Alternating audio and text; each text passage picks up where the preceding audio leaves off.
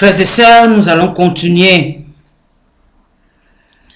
parce que avec cette parole de Saint Jacques, le Seigneur voudrait nous apprendre aussi dans la vie de connaître aussi le moment quand on a prié, on a attendu longtemps et que le moment est arrivé, on ne doit pas perdre cette occasion-là. Il y a beaucoup de personnes qui se disent « Ah, le Seigneur a dit d'être patient, je vais patienter. » Mais depuis, tu pries pour un sujet, tu pries pour un problème. Et le Seigneur te dit « Attends, j'arrive, je t'ai déjà exaucé d'abord. » Parce que la Bible nous dit que dès qu'on a demandé quelque chose au Seigneur, nous devons déjà savoir qu'il nous a déjà donné. Maintenant, le temps de patience, cela veut dire que le Seigneur nous prépare à recevoir ce qu'il a déjà prévu pour nous. Mais il y a, ironie du sort, je vous dis, hein, il y a des moments où il y a certains chrétiens, ils se posent la question, quand le moment même est arrivé, ils voient bien que le Seigneur a déjà répondu à leur appel. Ils se disent, non, je crois que ce n'est pas le Seigneur qui a répondu, je vais attendre. Il est vrai que Saint Jacques nous dit ici qu'il faut attendre, voir le cultivateur, il patiente. Il patiente au moment où la pluie va tomber pour arroser la terre. Il attend de telle façon que la pluie de ton d'hiver puisse arroser la terre afin que maintenant quand il va avoir ses récoltes, que ce soit de bonnes récoltes. Donc quand le Seigneur nous exhorte d'attendre dans la prière et d'être patient dans la prière, tout simplement parce qu'il voudrait que ce qu'il veut nous donner doit porter du fruit. Mais quand le Seigneur a déjà répondu, pourquoi attendre? C'est vraiment stupide que tu as attendu pendant des années, par exemple, un travail, et que maintenant on te propose un travail, tu dis non. Je crois que ça, le Seigneur m'a dit d'attendre. Il faut être vraiment stupide.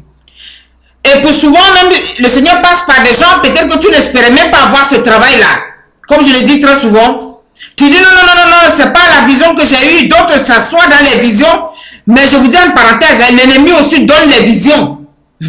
L'ennemi donne les visions. Il y a des gens que j'ai vus dans leur vie qui se sont cassés le nez à cause des visions soi-disant qu'ils ont reçues.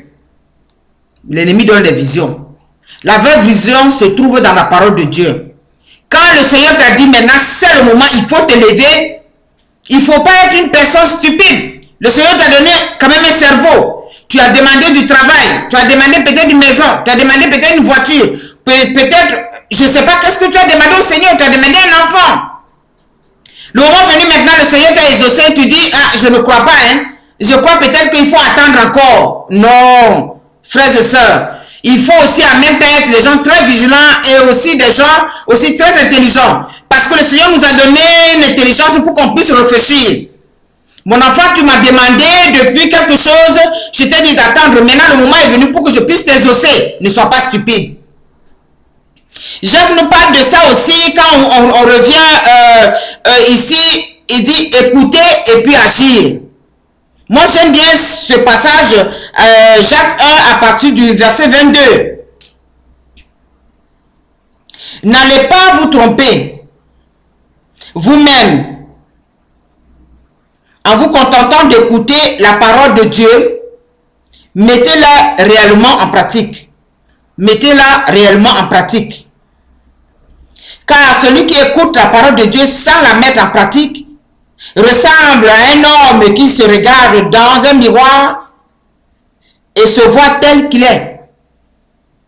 Après être regardé, il s'en va et oublie aussitôt comment il est. Mais celui qui examine attentivement la loi parfaite qui nous donne la liberté et s'y s'attache fidèlement, qui ne se contente pas d'écouter et en plus après oublier, mais qui la met en pratique, celui-là sera bien béni par Dieu. Et dans ses actions, il va triompher. C'est la parole de Dieu qui nous dit. Celui-là sera béni par Dieu. Dans ses actions, il va triompher. Parce que si je parle de ça, j'ai rencontré beaucoup de difficultés à faire comprendre à quelqu'un que le tourneur est arrivé. On a prié, le Seigneur nous a dit de patienter. Maintenant, on a patienté, le Seigneur nous a ouvert une porte, même si ce n'est pas tellement ce que tu attendais, une porte est déjà ouverte pour toi. Profites-en de cette porte-là. Parce que devant, il y a d'autres portes qui vont s'ouvrir. Dieu, on ne sait jamais comment il agit. Mais seulement quand on a demandé, il nous dit patienter. Je suis en train de vérifier, voir où je vais vous placer. Et comme je l'ai dit, souvent il te place dans un endroit où tu ne pouvais même pas espérer être. Alors tu te places là, il te dit reste là. Et voilà comment je vais maintenant continuer à te faire marcher afin que tu puisses arriver là où je veux que tu sois. Mais nous sommes tellement des êtres vraiment sans vision. Moi je dis tout chrétien qui est sans vision est un chrétien mort. Une chrétienne qui est sans vision est une chrétienne morte. Parce que dans la vie d'un être humain, il faut avoir une vision pour que Dieu réalise cette vision pour toi. Si tu n'as pas de vision, que tu marches comme quelqu'un qui n'a pas de cerveau, donc même ta prière ne pourra pas être exaucée. Souvent, je demande aux personnes, qu'est-ce que le Seigneur me dit souvent quand je vais prier pour quelqu'un, le Seigneur me dit, demande à cette personne, qu'est-ce que la personne veut que je fasse pour lui. Jésus lui-même a demandé à l'aveugle de Bartimée, qu'est-ce que tu veux que je fasse pour toi? Si Bartimée avait dit, je ne sais pas, Jésus va le regarder, il a dit que je vois. C'était ça son problème, voir, trouver la vue, retrouver cette vue-là pour voir les merveilles de Dieu. Mais où tu es dans ta vie où tu es là à cacher, une fausse humilité te vient t'accaparer. Ah oui, moi je suis fidèle, respectueux, je respecte Dieu. Ben voilà, il m'a dit d'attendre, je vais attendre. Mais tu vas attendre longtemps. Tu vas attendre longtemps de telle façon que Jésus lui-même, il va venir maintenant te sauver, tu ne vas même pas le reconnaître. Tu vas attendre longtemps. Il faut être aussi vigilant dans l'attente. Soyez vigilant dans l'attente. Ça veut dire quoi? Ça veut dire que quand tu es en train d'attendre, il faut être quelqu'un qui guette ça et là. Parce que tu ne sais pas où Dieu va se manifester. Alors tu es à l'attente, tu guettes. Tu te dis, peut-être, je ne sais pas où le Seigneur va pouvoir m'ouvrir une porte. Alors quand le Seigneur envoie quelqu'un comme un éclair, comme ça là, il vient comme quelqu'un qui vient t'avertir, viens, allez, lève-toi, on s'en va. Tu dis non, le Seigneur m'a dit d'attendre, je vais attendre là, mais tu vas attendre longtemps. Hein? Entre-temps, les païens, ils sont venus, ils ont vu cette opportunité, ils ont rappelé, ils sont partis.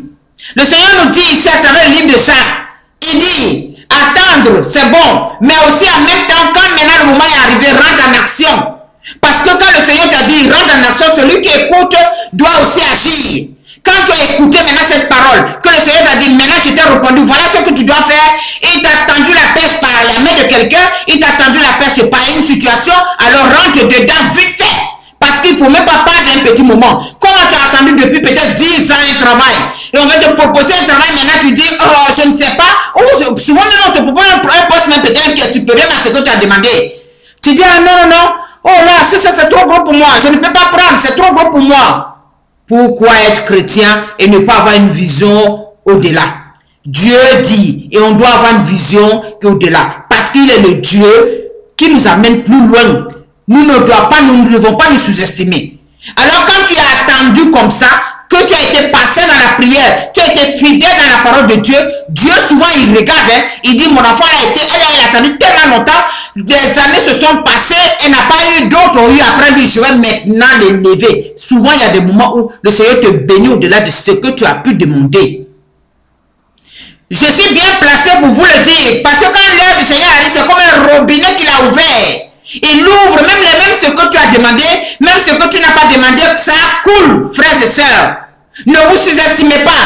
Quand vous êtes dans la souffrance comme ça et que vous attendez, attendez comme quelqu'un qui est raisonnable. Attendez comme quelqu'un qui a un cerveau en disant Dieu a dit d'attendre, donc je suis patient, mais je vais avoir. Et peut-être même Dieu va me donner mon au-delà. Tu commences maintenant à confesser cela. Tu commences maintenant à confesser cela.